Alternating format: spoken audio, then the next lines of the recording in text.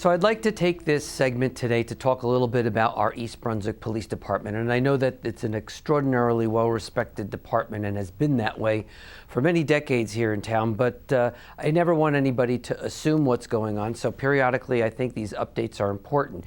And for those that were unable to get to our police awards ceremony, that's an annual event where we recognize those that really did and stood over and above in terms of providing extraordinary examples of public safety and putting often their own life at risk to save the lives and ensure the safety of those of us that live here.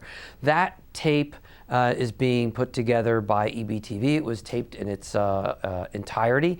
It'll be out on EBPD and it'll be out as a YouTube for those that prefer to watch it through the social media platforms.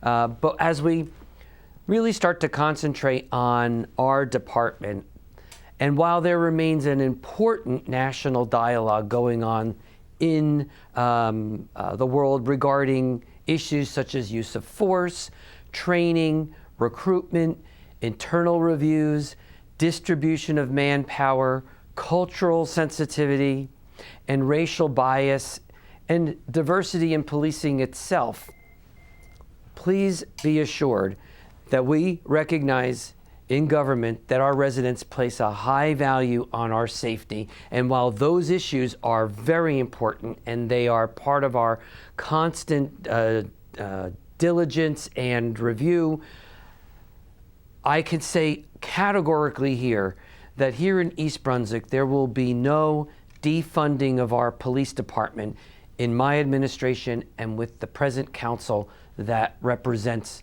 those of us that live here.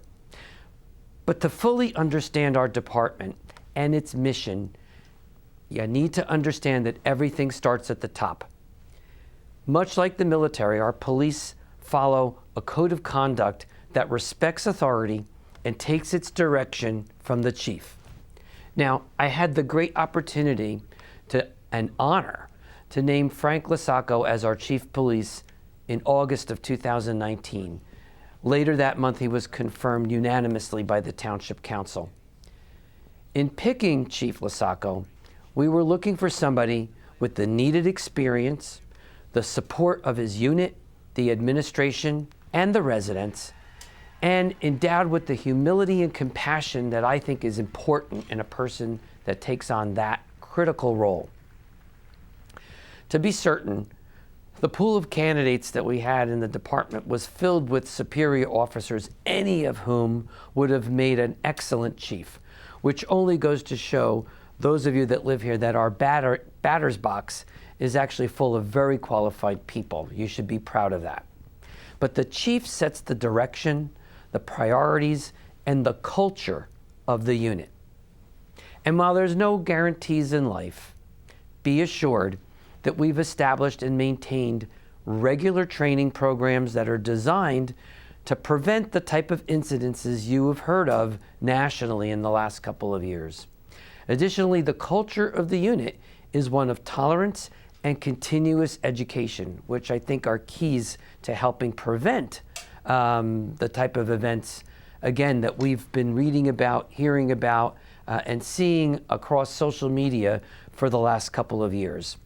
There's many reasons that our East Brunswick Police Department has been voted the best police department in Middlesex County for 6 years in a row. Additionally, in 2019, the department achieved full accreditation from the New Jersey Association of Chiefs of Police. For those that don't know what that means, it's a very high honor and one that very few departments in the state of New Jersey have ever been able to achieve. Many police units invest in manpower, in weapons, and in ammunition. And while you can be absolutely certain that we have the appropriate levels of all that type of hardware, and these are clearly what we need to prevent crime, but under the leadership of Chief Lasacco and with support of our administration, we've pivoted to a department that concentrates on prevention and deterrence. Our investments have been in community policing and in technology. Now, the concept of community policing isn't new. It actually dates back many, many decades when cops actually used to participate in community events. They would walk the beat. They had close relationships with people in the township and the residents. Our community policing department has sponsored and regularly has several programs that many of you may or may not be aware of. First of all, during the past pandemic, you might have heard about the Blue Delivery Program, which was working during the lockdown. It was a program that involved many of our officers making food deliveries from ShopRite to our seniors and those with disabilities who were unable to get out and shop, especially during the lockdown and a little bit thereafter. Community policing often and regularly sponsors the Junior Police Academy, our Neighborhood Watch programs. They have free home and business security evaluations that they'll provide. They have lecture series on crimes against elderly, crimes against children. They have a school resource officer that's placed in our public schools on a regular basis. They had sponsored Community with a Cop programs, which they have the community come out and actually sit down and talk to our officers. And they have very strong relationships with our public schools, our private schools, our youth programs, houses of worship, our East Brunswick businesses, the public library, our East Brunswick Chamber of Commerce, and many of our first responders.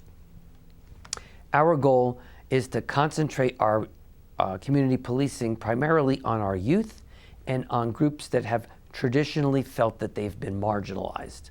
Such groups need to feel that there's no barrier between those that are out there guaranteeing their safety and the residents themselves. And when successful, residents and law enforcement actually become partners in public safety.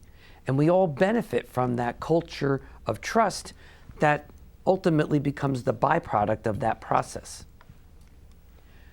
The next area that we concentrate on comes to our technology, because we need to face the reality that today's greatest threats come from cybersecurity, domestic terrorism, and climate change. And while we all can't expect the East Brunswick Police Department to tackle climate change, but they are very well positioned to handle the first two. And that depends on technology. Now, this investment goes beyond computers and software.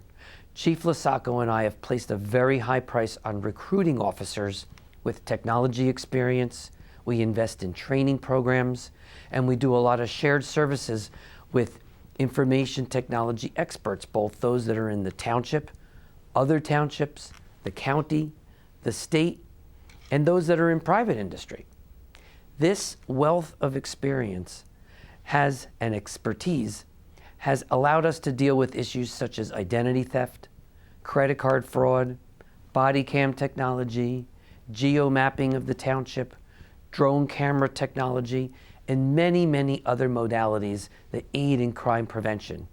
So please be assured, without me giving away trade secrets and what we're exactly doing on a day-by-day basis, that your tax dollars are being used quite wisely.